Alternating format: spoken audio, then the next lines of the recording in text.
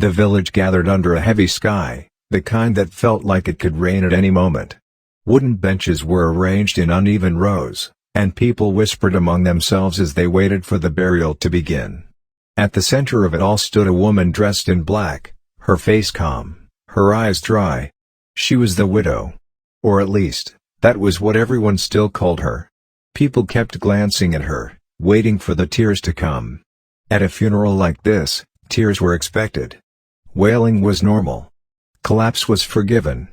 But this woman stood still, hands folded, eyes fixed on the coffin, as though the man inside it meant nothing to her anymore.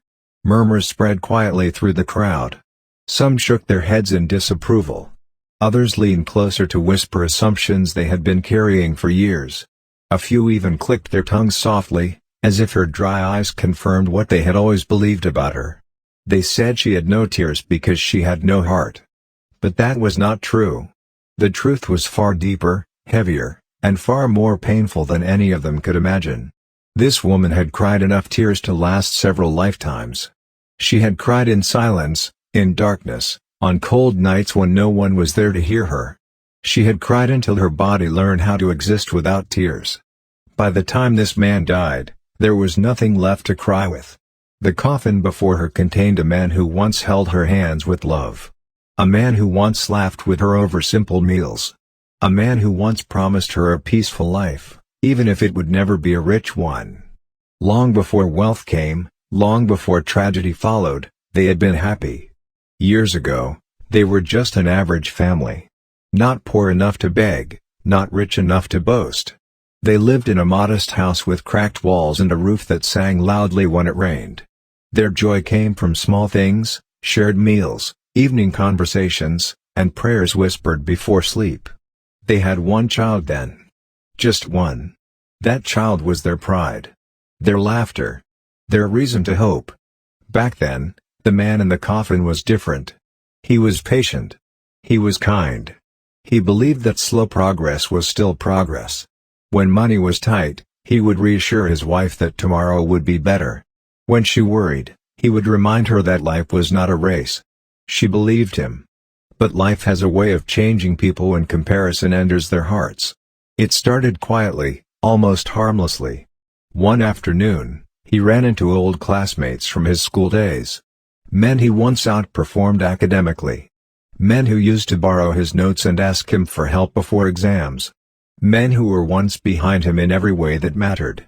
Now, they arrived in expensive cars. They wore fine clothes and spoke with confidence that money gives. Their wrists were heavy with watches that glinted under the sun. Their laughter was loud, careless, and full of pride. They spoke of business, of opportunities, of connections that changed lives overnight. Something shifted inside him that day. At first, he went home quiet. His wife noticed it immediately. He ate without appetite, responded without enthusiasm, and stared into space long after night had fallen. When she asked what was wrong, he brushed it off, saying he was just tired. But it was not tiredness. It was envy. Soon, the stories began.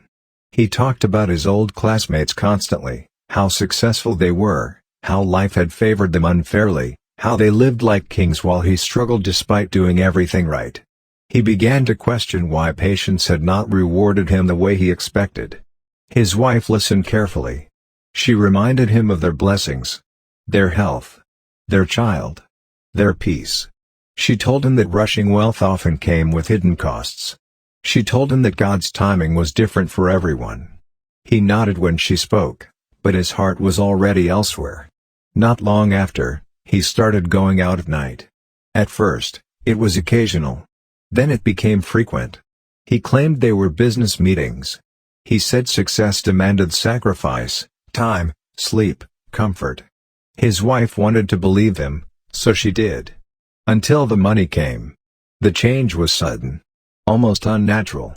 Within a short time, their modest home transformed. New furniture replaced the old. Expensive electronics appeared. His clothes changed. His confidence grew sharp, almost aggressive. He stopped listening to advice and started giving commands. Neighbors noticed. The community noticed. Whispers followed the wealth, but admiration drowned out suspicion. People praised him. Men sought his friendship. Those who once ignored him now greeted him with forced smiles. His wife watched all of this quietly, her unease growing with each passing day. And then the pregnancies began. Each time she conceived, hope returned.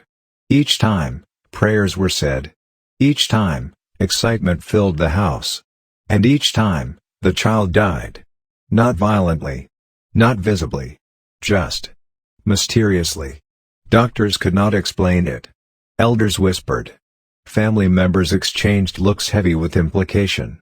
And slowly, a terrible story began to form, one that did not come from strangers first, but from the man who shared her bed. He said she was the problem. That lie would grow teeth. And it would eventually destroy her life. At first, the whispers stayed within the walls of the house. They floated quietly between tense silences and sleepless nights.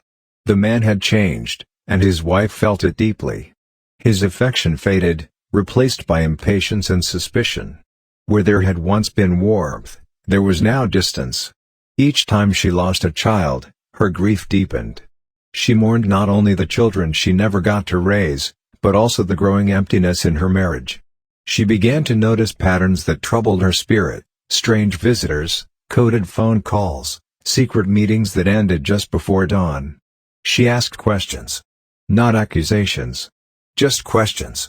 She asked about his new friends. About the late nights. About the sudden money that came without explanation.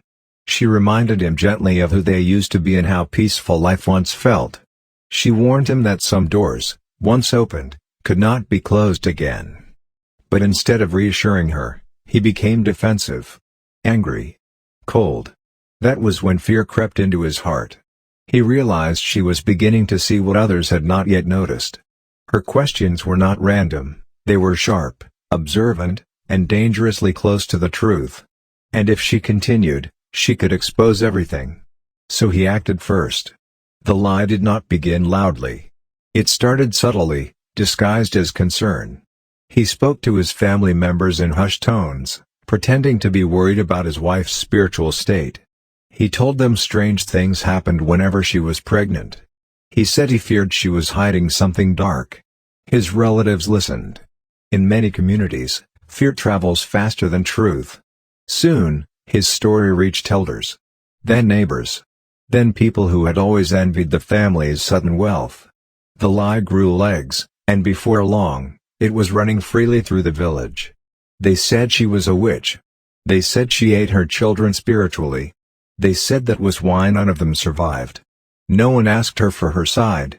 No one asked how a mother could survive such repeated loss and still stand. No one asked why these deaths began only after her husband's mysterious rise to wealth. The blame was easier to place on her than to question a rich man's miracle. The husband played his role perfectly. In public, he acted like a victim, a man trapped in a marriage with a dangerous woman. He pretended to be afraid. He claimed he stayed only out of duty. And when people praised him for his patience, he lowered his head humbly, as though enduring a burden no man should bear. At home, he grew cruel. He reminded her daily that people were watching her. That her reputation was ruined. That even her own silence looked like guilt.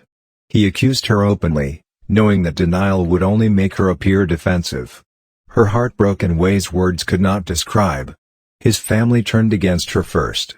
They came to the house not to comfort her, but to interrogate her.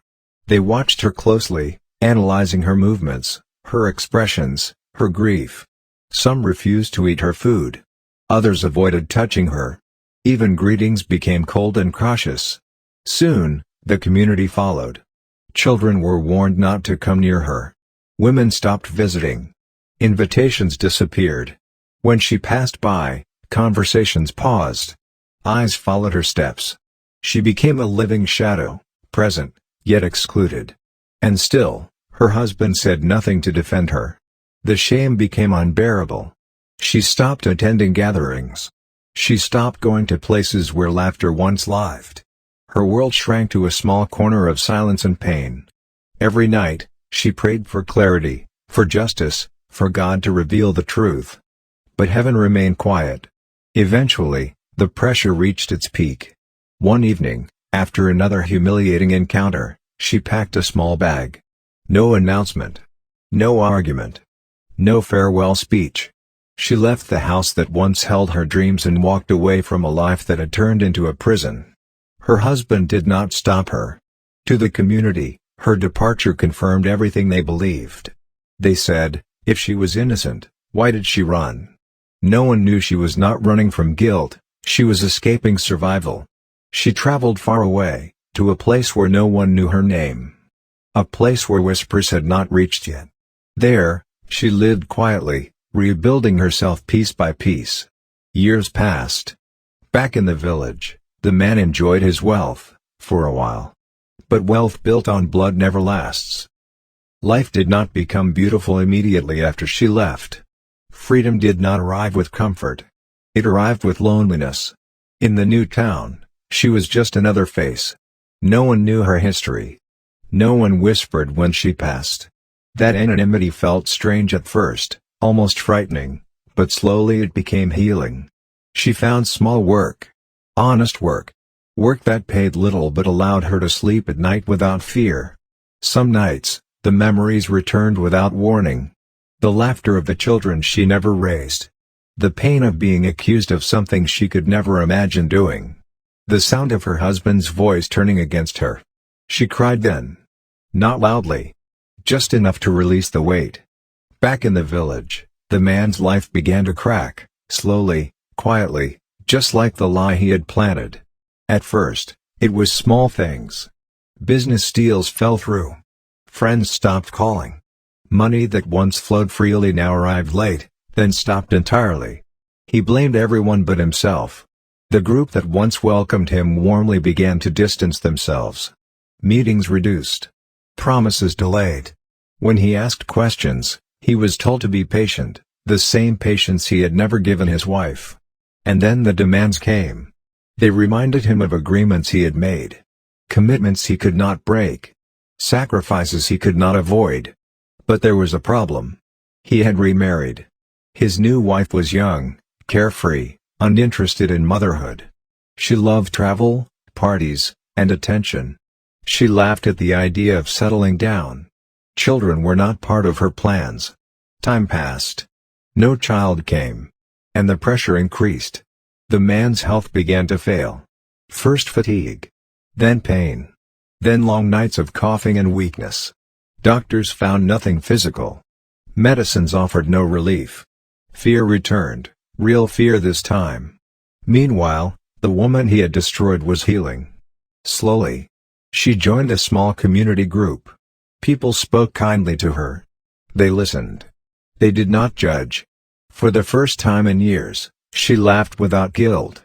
And then, unexpectedly, love found her again. Not loudly. Not dramatically. Just quietly, respectfully. A man who asked about her day. Who listened without rushing. Who did not demand explanations for scars she was not ready to expose. She resisted at first. Trust had betrayed her before. But patience softened her walls. And when she finally shared her story, he did not flinch. He believed her.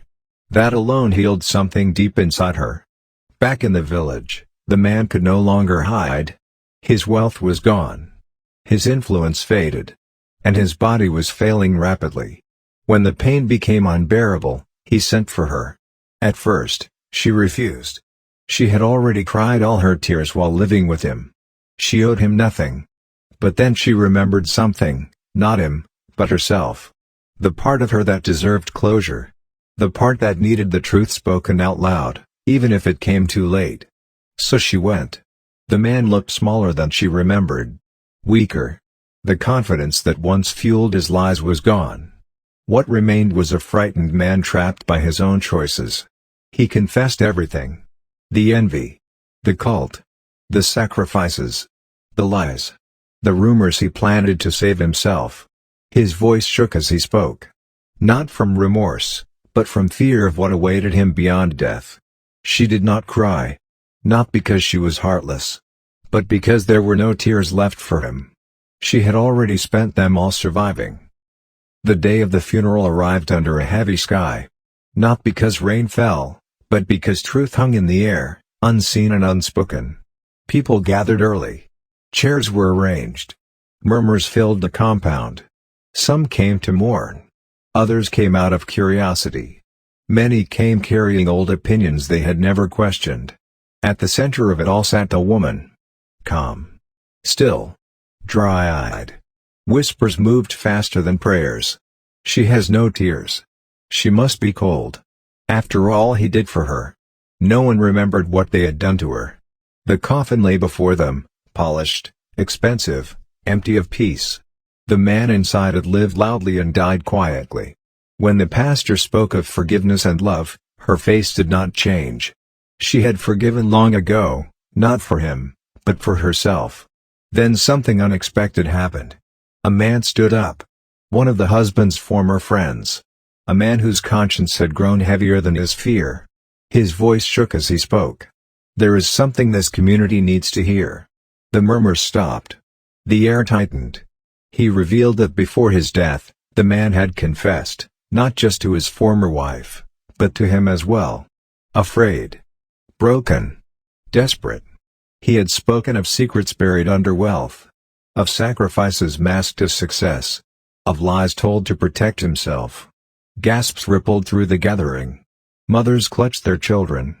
Men shifted uneasily. The story they had believed for years began to collapse. Then the man said her name. And the crowd turned toward her. Slowly. Cautiously. She was innocent, he said. The accusations were lies. Silence fell, heavy, humiliating silence. The same people who once chased her away now avoided her eyes. She stood. Not to shout. Not to accuse. Just to speak. I did not come here for tears, she said softly. I cried while living with him. I cried when my children died. I cried when you called me names. I cried alone. Her voice did not break. So today, she continued. I have no tears left. She sat down. And the coffin felt heavier than ever. After the burial, no one stopped her. No one blocked her path. Some tried to apologize. Words stumbled. Excuses formed. She nodded politely. Forgiveness did not require closeness.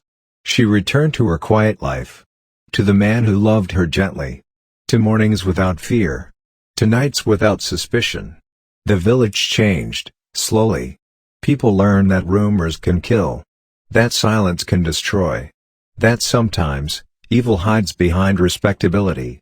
Years later, children asked about the woman who once lived there. She was strong, the elders would say. Stronger than the lies. And somewhere far away, a woman smiled, not because the past was erased, but because it no longer owned her. She had survived. And that was the loudest truth of all.